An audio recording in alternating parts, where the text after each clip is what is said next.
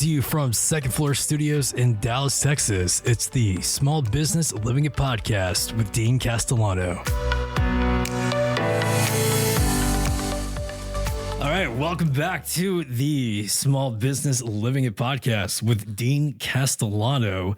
I'm the producer of Wes Castellano, but of course the host, my father, the Papa Bear. Dean, how are you, Dad? Hey, Wes. Good to be back up at Second Floor Studios. I think our last deal with Bruce and Sean It was a lot of fun. A lot of fun. A lot of people listened. I got a lot of comments. I also shared that on Facebook, and even guys were business networking around that one. So that was kind of fun. I think, what are we going on YouTube now? Or? Yeah. So officially, so for Second Floor, Dallas has its own YouTube channel. Okay. We're technically recording video now, but what I like, most people seem to get their podcast. They don't go through Apple or Spotify. If they do, they go through that, but it's a lot easier if you have a YouTube open, click it. So good. Drove a lot more traffic. Well, so I'll do that, and I'll post a link on Facebook. However I do that, you'll coach me up, but we'll see if we can expand the audience that way. I think we'll have a big response to this one. Part of the theme of this is business networking, and it's all been driven by the loss of one of our, the pillars, if you will, of the Dallas commercial real estate community, Joe Foster. He died March 1st. He was 89 years old. Would you say he's the godfather? For sure. I'm going to call him the best networker. Okay. So what he did is, anyway, I'll kind of get into that, but we've all of us in the commercial real estate side of things, particularly what I would call the small business guys, the guys that own their own shops or independent brokers, money guys, and some institutional guys, but even had lawyers come and developers, and it was always a breakfast. Right, that's the men's group you were talking. So we continue to.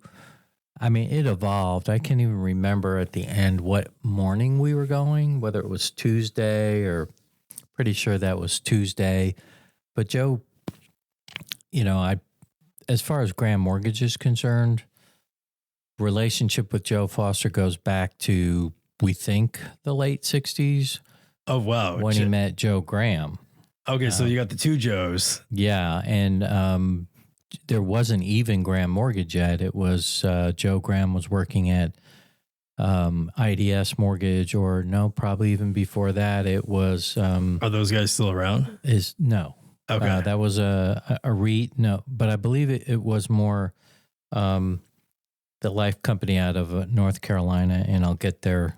Jefferson Pilot Life. Gotcha. So Joe was a branch office for Jefferson Pilot Life. Joe Foster was a broker, mortgage guy, did pretty much everything. And I think they met in the late 60s. Jerry Donahue, who worked here, would go to the breakfast. And then when I came on, I would go to the breakfasts.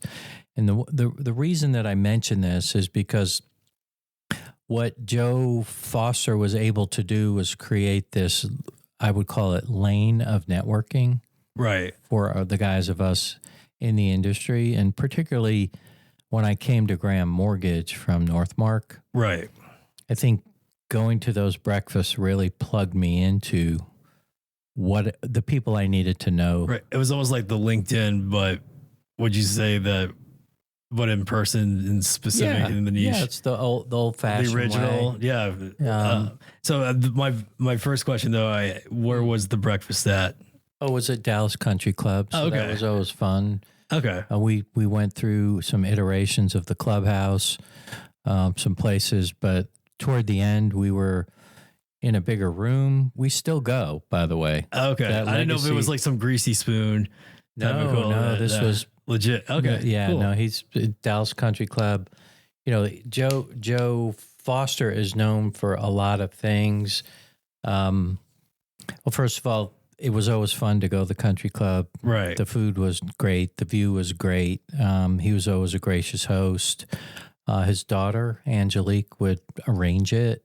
Oh, cool. And we'd go at 7:30. We'd stay an hour, maybe to 9 o'clock. And there was a kind of a rotating roster. But there's so many people there, and I'm going to name some of them. Jim Struble. I met George Watson there. George Watson's one of the most influential. Right. So how big was the group? 6 to 10. Oh, okay. And when I'm sitting here thinking about him and those breakfasts, I think about people I haven't seen in a while. Dan Levitan, Jill Kotvitz. We all kind of knew each other through the breakfast and created friendships, business relationships. Again, George Watson became one of my best mentors and clients. Right. So it sounds like, you went in starting off as, business minded, but then it developed as more than just, like you said, it's a win-win. Your philosophy with Graham, the win, everybody benefits. We're calling that old-fashioned relationships. Yeah, These were deep relationships. Yeah. They were personal. So it started off as business and then it's friends. So then it kind of, those mix well together. Yeah. I would say it's mostly business, but the trust is developed when you're there. It's not necessarily over cocktails. It's not that old school. Yeah. It's not kind of like guy talk, if you will, or girl guy talk. It's more like business talk, helping someone where they needed to be helped. Okay, cool. So like, as in, so if, in radio, we would call them music confabs. When we were all the artists and DJs, and we would all meet up. There was one in Charleston that would always meet up, and that's how you networked. Where it's like, they were friends, but it's like, hey, I got a guy in Atlanta, give him a call or something like that. So I think this was a little bit more.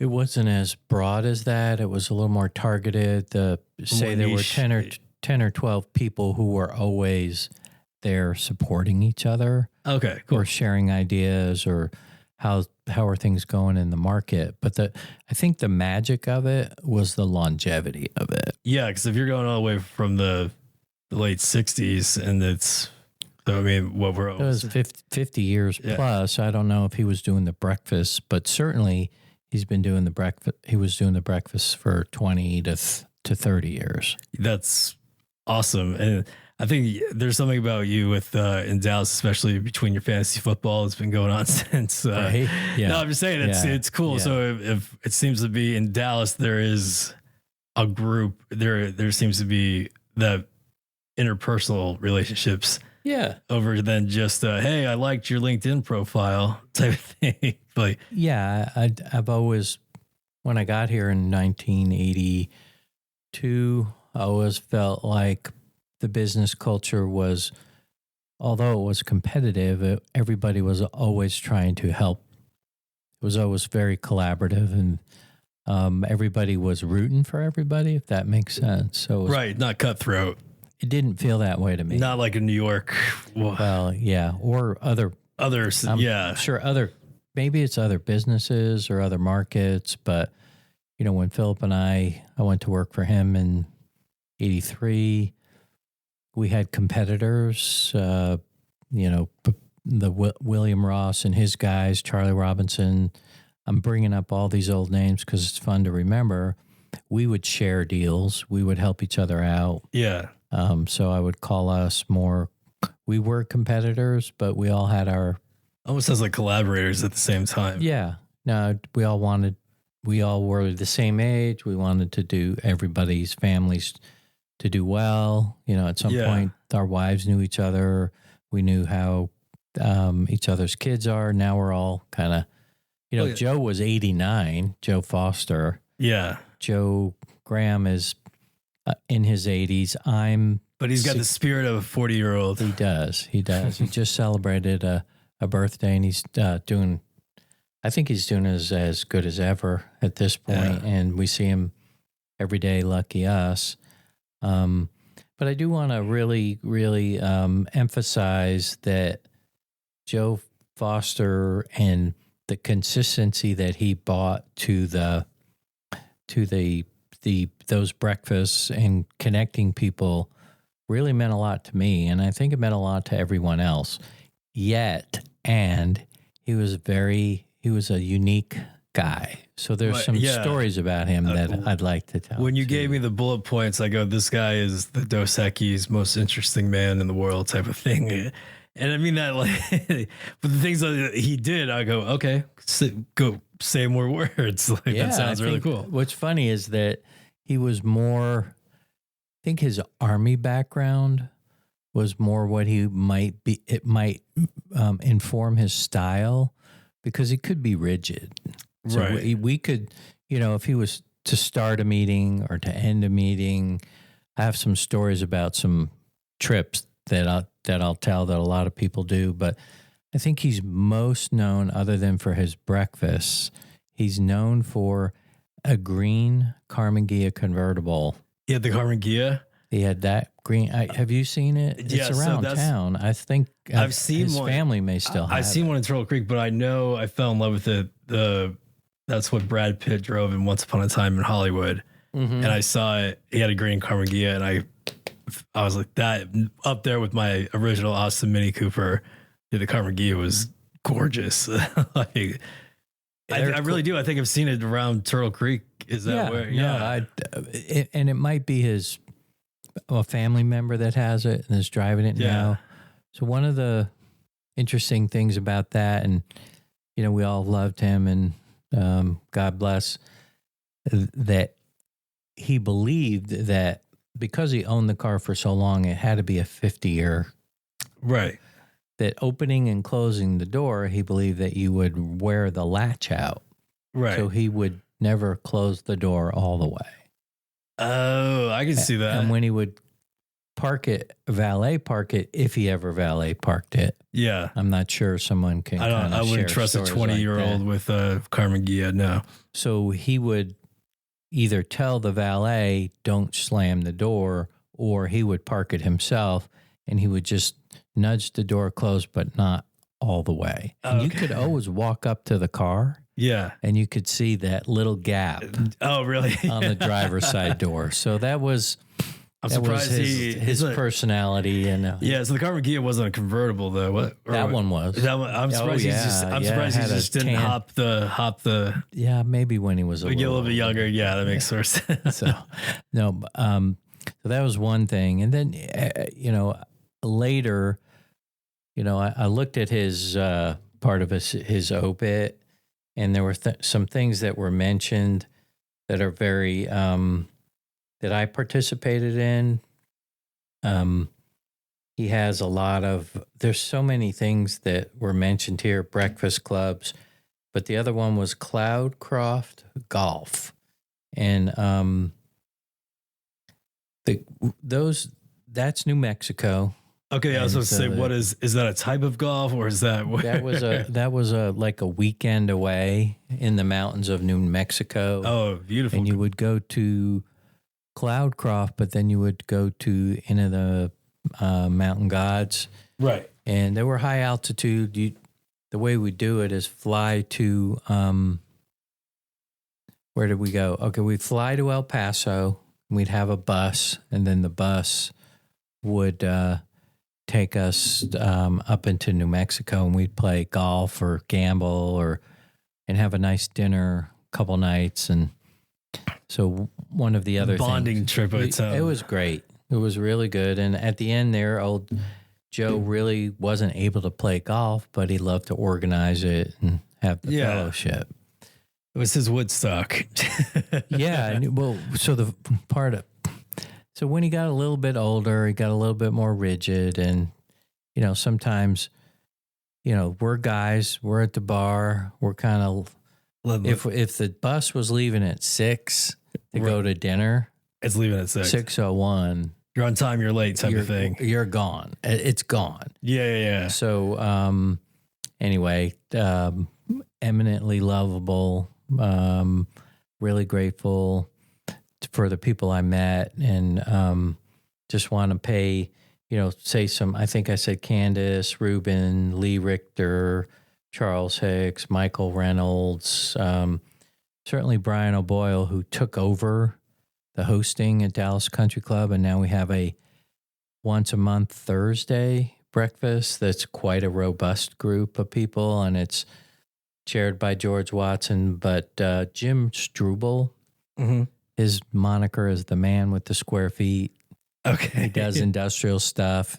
He's like square feet is in like real estate square feet. I didn't know if that was like because he had a weird golf stance or something like that. no, that's funny. Yeah. But no, Jim took it over, and then Jim retired, and he moved up to Fairview. Actually, for a while, he was driving all the way from almost Frisco or McKinney to come to breakfast. And then, the best title company guy in the whole world, Bill Kramer, who's still working, is of that generation. Met him through Joe Foster Breakfast, Republic Title. Shout out to Kramer. It's funny because I hear these names, like I've either seen them or heard like I'm not only just because I'm your son, but I'm like, oh yeah, I know that I've seen that name or heard that before. So these are some honchos. So it's giants. I would say Republic Title's probably the most well-known commercial title underwriter in Dallas. We've all, title companies solve problems in real estate deals. And Bill Kramer is one of the best title legal minds in Dallas and probably maybe in the state.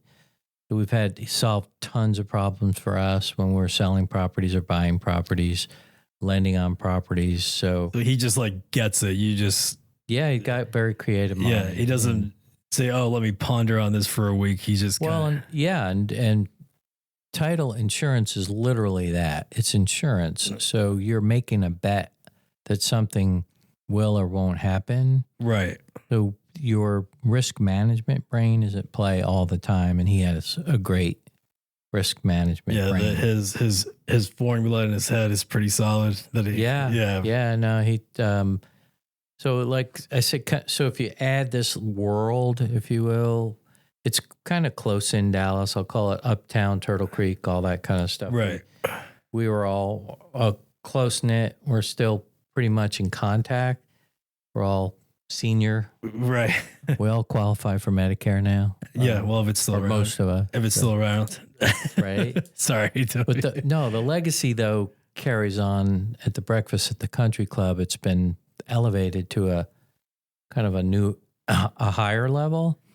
Is this the one that you met Mark Noble at? Is that the same No, one? That's the Dallas Roundtable. That's the Roundtable. I'd love to talk about that again. Okay, someday. yeah, no, I'm just... That is once a week networking, man. Okay. That's like hardcore in a way that it's every week. Right. And it's guys in different verticals, so you're not necessarily there with the people in your business. It's complementary businesses. Right. So you're trying to use your networks to leverage business for others. But yeah, that's another one. Adam's now a member. Yeah, I was going to say congrats to Adam on that. That was just recent. I think he's doing a great job there.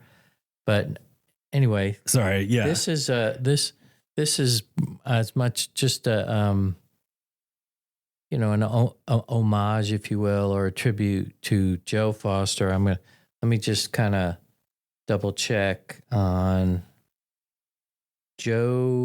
Joseph Holt Foster Jr. Want to say he was, I thought I saw his birthday. I know it was 1935. Okay. He passed March 31st, 2025. So long life to him. Again, did you say he was a mountain biker or? No, you said, I remember you used to saying stuff in the mic check that his father, marathon runner, leader, mentor, salesmanship club, which is a big deal here. He had his own company, belonged to the country club. For a grandfather, he loved World War II history. It's Highland Park wrestling team. Maybe he was a wrestler at some point. So I haven't pulled up on legacy.com. Is that what? And his, I would say they have father, husband, leader, mentor, salesmanship, marathon runner. Yeah, that's the same one. Okay, cool. Yeah. Okay, so wow. What do you see that's interesting there? Breakfast Club. Lone Star Master Swimmer. Lone Star Master Swimmer. Let's see. Now he's in the North Texas Commercial Real Estate Hall of Fame. Yeah, that's cool. So look what's after that one. Was it Ruidoso, which is where we went to play golf. But what's next to that? The green Carmen Ghia convertible. There it is. Oh, I thought it said Dirty Martinis, but it says Dirty Martins. Guess he was known for his belt buckle, the B-1 Bomber belt buckle. I never saw it. That's pretty interesting. And he liked Dickies. I'm wearing Dickies right now. That's where to go. And never. I think that might be Dickie's Barbecue. Regardless, they're both great. But yeah, never, quote, never, that's capitalized, give up. Yeah. So, yeah. Only child. Yeah, this is, I've, for those who can't see this, I'm like flipping my phone, scrolling, and it keeps going and going and going, which is pretty cool. So one of the things that would be fun to consider is I did get a call from another friend, Candace Rubin, who and I reached out to Jim Struble, and we just briefly mentioned maybe having some sort of happy hour for honoring Joe. And I think that's something that we can do here maybe in the next couple months where we get some folks together. What was it at the Dallas Country Club? That would be awesome. That would be, it seems to be, that's the talk to one of the members there that maybe help us arrange that. Yeah. I mean, I would say you're invited up here to the second floor, but it might be a little tight. It's a little too small, but yeah, we'll figure that out. That's something that's on my mind. So anyway, Joe Foster, rest in peace. Again, the theme here is that a lot of the success that we've all had that were part of those breakfasts were due to the fact that they were hosted. It's kind of like family dinner, right? Yeah. You knew it was coming. You knew you wanted to share something. You knew you had something to ask. Right. We all we supported each other. So you go in with willing to give and receive help. Yeah, and it wasn't you weren't afraid to ask for help, and like that's what it was there for. Well, yeah, it was. It was. I'm going to say it was mostly business. Some of it was personal. I'm saying just helping business of hey, I'm for going. Sure. Yeah, because my hardest thing is to ask for help. It's kind of in the work world and business world. Well, so that's what I think networking groups provide, that easy access to other professionals. Right. So, and longevity. I mean, he was, he did that for, I don't know how many, so I'll get some more information on that, but, are you hitting how long have we been going here? We're probably hitting right around 30. Yeah, I think that's cool. Okay. Yeah. So, thanks. This was a little teaser, a little bonus episode. Let's just say to everybody out there, if you're interested, I think a lot of you know how to get a hold of me. I'll, of course, through LinkedIn or otherwise, maybe we can organize something here to celebrate. Yeah. And by the way, make it a big old networking event. Exactly. And then also kind of what we did with Pop. I'm more than happy to take second floor on the road if people want to record. Maybe we can do some a little tribute, what they wanted to say, and we give it to the family. The last thing I'll say, and I almost forgot this, is that he helped me sell one of the most difficult pieces of land we ever sold. And I do want to, there's two quick stories. Maybe we can edit these in the middle. I don't know, but yeah, I'll put a PS on this. Joe Graham represented UT Southwestern, They bought a building from Mutual of Omaha. Love those guys. Joe Foster was the broker. Okay. Joe Graham flew to Omaha to do the terms of the deal, and he's not sure how Joe Foster got there. What we think is he drove the Carmen Ghia Oh, wow. to Omaha. Maybe not the Carmen Ghia, but it's all a mystery. Yeah. What year was this? All right, it had to be the late 70s, early 80s, something That is like a that. trek. Mm-hmm. So I did ask Joe, and he's like, I don't know how we got there. He met me there. That's all you know. And he never mentioned flying. And then there was another, we had this piece of property, it's an old golf course in Friendswood, Texas, down in Houston area. And it had all kinds of issues, all kinds of problems. Joe Foster drove down to the Friendswood City Hall. I'm not sure if he had an appointment or not, but he got the names of developers that Friendswood knew and might be able to tackle this problem of developing this property. And by golly, he found maybe it's the one guy that could pull it off. Yeah. His name is Harvey Doring, and he's still a customer at Graham Mortgage. So, oh wow, thank you, Joe Foster, for that. Yeah, Joe. Yeah, that's he got past the bureaucracy and the nightmare. Just went right to it. He was the consummate salesman. No fear. No fear. Just go in there, ask for the business, and it produced an amazing result for us. One of the biggest pieces of land that we owned and one of the hardest to sell. Yeah, well, I guess the one thing I relate how I got into radio was just showed up. Everybody asked me how did I do, just walked right in. Put your butt in the seat. All I said was I want to work here. I want to do this. And they're like, we can't pay. That's fine. That was working on it. Yeah, So cheers. Cheers to Joe Cheers Foster. to Joe's. Salud. Right, rest in peace. Rest in peace. And again, Dad, always a pleasure. Thanks for coming up the 10 steps, 15 steps, the second floor. Second floor. Oh, keep going, Wes. Good right. Stuff. All right, love you. Love you. See ya. The SBLI podcast is an independent production published monthly on the first Thursday of the month. We are broadcasting from the second floor studios located in the Graham Mortgage home office in Dallas, Texas. To learn more about Graham, visit their website, gm-tx.com, or find them on LinkedIn. To hear more episodes, go to anchor.fm/SBLI to find us on your favorite podcast listening platform.